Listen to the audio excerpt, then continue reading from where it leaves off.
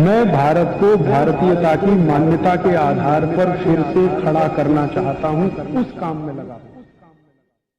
नाक से, जिनको भी नाक से बहुत पानी जाता है उनकी दो औषधि है। एक मैं पहले बता चुका हूं कि उनको दही में चूना मिला के खिलाइए, रोज 100 ग्राम दही 1 ग्राम चूना, 15-20 दिन में ठीक हो जाए।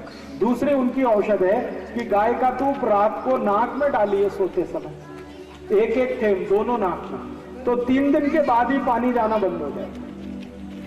गाय का दूध।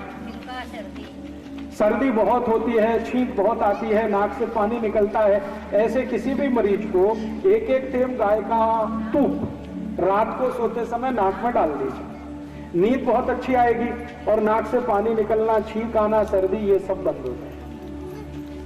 देखिए, मैं आपको एक छोटी सी जानकारी दे दूं कि हमारे मस्तिष्क में ऐसा एक हिस्सा है जहां तक कोई दवा नहीं पहुंचती, ना होम्योपैथी की, ना एलोपैथी की, ना आयुर्वेद की।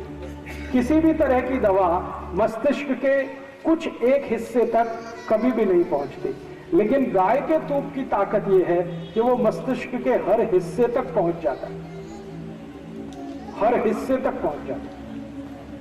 ये अद्भुत है। इस पर अभी रिसर्च कर रहे हैं हम लोग कि ऐसा क्या है गाय के दूध में जो मस्तिष्क के उस हिस्से तक भी पहुंच जाता है जहां तक कोई औषधि नहीं पहुंचती। ये गाय के दूध में है। इसलिए मस्तिष्क की गंभीर से गंभीर कोई बीमारी हो, उसमें गोल गाय का दूध सबसे अच्छा है। रात को नाक में डाल दीजिए 1-1 थे, वो दिमाग के वहां तक पहुंच जाता है जहां कोई नहीं पहुंचता, बहुत अच्छे परिणाम देता है जी। खर्राटे, हाँ, यस, जो रात को सोते समय बहुत खर्राटे भरते हैं उनकी भी यही औषध है कि उनको गाय का दूध 1-1 थेम नाक में के बाद खर्राटे बंद हो जाते। एक ही दिन लगेगा, दूसरे दिन से खर्राटे आएंगे ही नहीं। जिनको पैरालिसिस का झटका आया हुआ है, शरीर के किस अंग में आया है वो देखिए, लेफ्ट या राइट? राइट। तो राइट में अगर पैरालिसिस का झटका है तो लेफ्ट नॉस्ट्रल, बाई नाक में, दावे बाजू की नाक में गाय का दूध डालिए।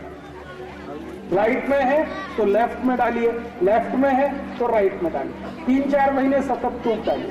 तो दोस्तों, अब तक आपने भाई श्री राजू दीक्षित जी के द्वारा सुना कि किस प्रकार से हम अपनी नींद की समस्या को खत्म कर सकते हैं। अब हम आपसे साझा करने वाले हैं कुछ ऐसे आयुर्वेदिक और घरेलू नुस्खे जिनसे कि आप घर पर ही अपनी नींद न आने की समस्या का इलाज कर सकते हैं।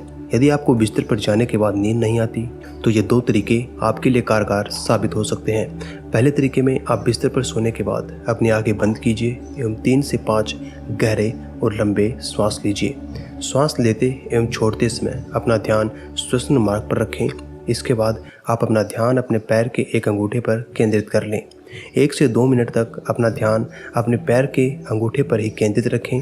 इसके बाद आप अपना ध्यान अपने पैर के घुटनों पर रखें एवं धीरे धीरे अपने शरीर के सभी अंगों पर ध्यान देते जाएं।